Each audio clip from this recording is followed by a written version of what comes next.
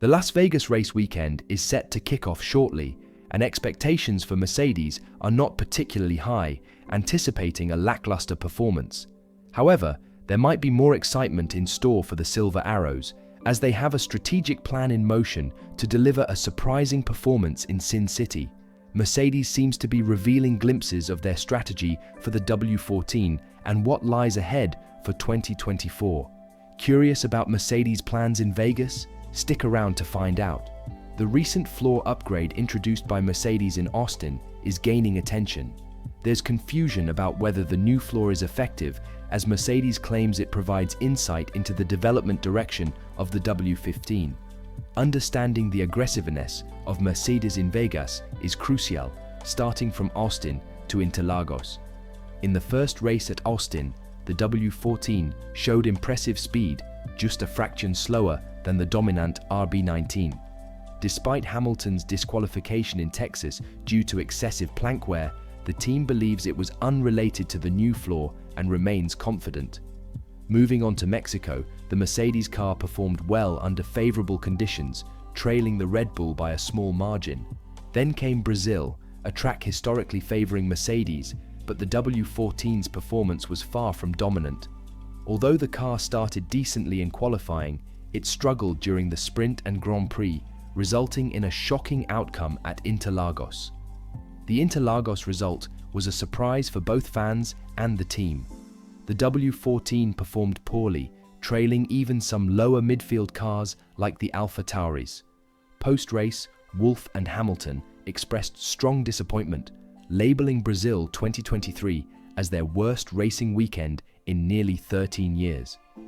While it's true that the W14 didn't live up to expectations, the frustrating part is that the team was unsure about what went wrong at Interlagos. Hamilton described the difficulty he felt with the W14 around Interlagos, stating that he anticipated a challenging day. No alterations were made to the car from yesterday to today, and I anticipated a challenging day. The tires were experiencing overheating issues, the car lacked speed on straightaways, and there was a noticeable lack of grip in corners. It appears that the floor is not functioning properly, failing to create the necessary downforce. This compelled us to adopt a higher wing setting, causing significant drag on the straights.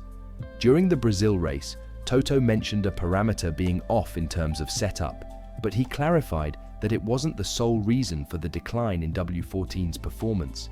There seems to be a fundamental mechanical issue. The entire team is disheartened, ruling out possibilities like a rear wing adjustment or a slightly elevated car height, as the differences were mere millimeters. While these factors contribute to performance, they don't explain the entirety of our struggles during that weekend. Both Hamilton and Wolff conveyed the feeling that the underfloor was not operating as intended. Now, 2 weeks later in Las Vegas, Wolff reflected on the Brazil challenges, acknowledging that the team delved deep to identify the root cause of their troubles. According to Toto, Brazil marked one of the most challenging weekends of the season, especially following promising performances in the US and Mexico. He admitted that the team didn't perform at their peak in Brazil, but assured that they have diligently worked to pinpoint the setup missteps. Understanding these mistakes is crucial as they strive to secure P2 in the Constructors' Championship. While Toto didn't delve into specific details about the Brazil setback, there's a notion that the focus in Las Vegas revolves around the issues encountered in Brazil. Ground effect cars, named for their downforce generation through the underfloor, are highly dependent on ride height for optimal downforce. Running the car low to the ground maximizes downforce through the underfloor. In Brazil, the higher ride height not only affected downforce, forcing the team to use more wing and sacrifice top speed, but it also led to a loose rear end and increased tire degradation. Essentially, elevating the car was the key factor contributing to Mercedes' lackluster performance in Brazil. This aspect will be the primary focus for Mercedes at the Vegas Grand Prix. The Vegas circuit is characterized by low downforce, often likened to Monza 2.0. This explains the reduced need for downforce and the emphasis on achieving higher straight-line speed. To address this, Mercedes is expected to revert to running the car close to the ground, replicating the setup used in Austin and Mexico. This approach enables Mercedes to attain the necessary downforce levels to manage tire wear, particularly for the rear tires, while simultaneously enhancing the car's aerodynamic efficiency, contributing to improved straight-line speed. You might wonder about Mercedes's top-end speed. The team appears to have addressed this concern as well. In Brazil, during race conditions, the W14 struggled and was nearly a second slower than the W13 in similar conditions at Interlagos. However, analyzing the W14's single-lap pace provides an interesting detail, courtesy of Formula Data Analysis. On a dry single-lap pace, the W14 achieved higher top speeds than the W13 on both straights and through corners, encompassing both fast and slow sections. If the team successfully manages tire degradation, the W14 has the potential for consistent high speeds, even on a track like Vegas. Concerns about potential disqualification due to running the car lower are mitigated by the fact that the Vegas tarmac is brand new and exceptionally clean, lacking the bumps found on the Austin tarmac.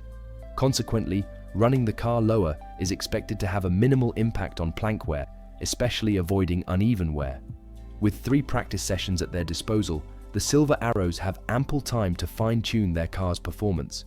The recent subpar showing in Brazil has underscored a crucial realization: the W14 is not effective, prompting the need for a new car in 2024. Among the newly tested components, the Austin floor stands out as a promising addition. While it proves effective, the team recognizes that more is required.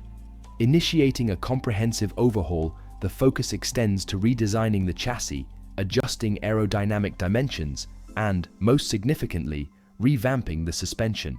The forthcoming W15 will prioritize the suspension system, providing a robust mechanical foundation for aerodynamic enhancements.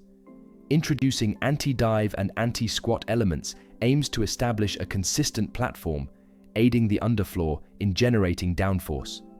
This type of suspension not only enhances aerodynamics, but also mitigates plank wear. On uneven tracks like Austin, controlling dive and squat during acceleration and braking minimizes the risk of uneven plank wear, as observed in Hamilton's car during the Austin GP. Even with a lower ride height, the outcome is a more uniform plank wear pattern across the entire surface, akin to the successful implementation of the Red Bull RB19. The RB19's similar suspension setup contributes to the Austrian team's superior performance. Considering the insights shared, what are your expectations for Mercedes at the Las Vegas GP? Do you believe Mercedes has a clear strategy for competitiveness in 2024? Share your thoughts and perspectives in the comments section below. As you scroll down, remember to subscribe to the channel for notifications about upcoming uploads, ensuring you stay informed about the 2023 Formula One season.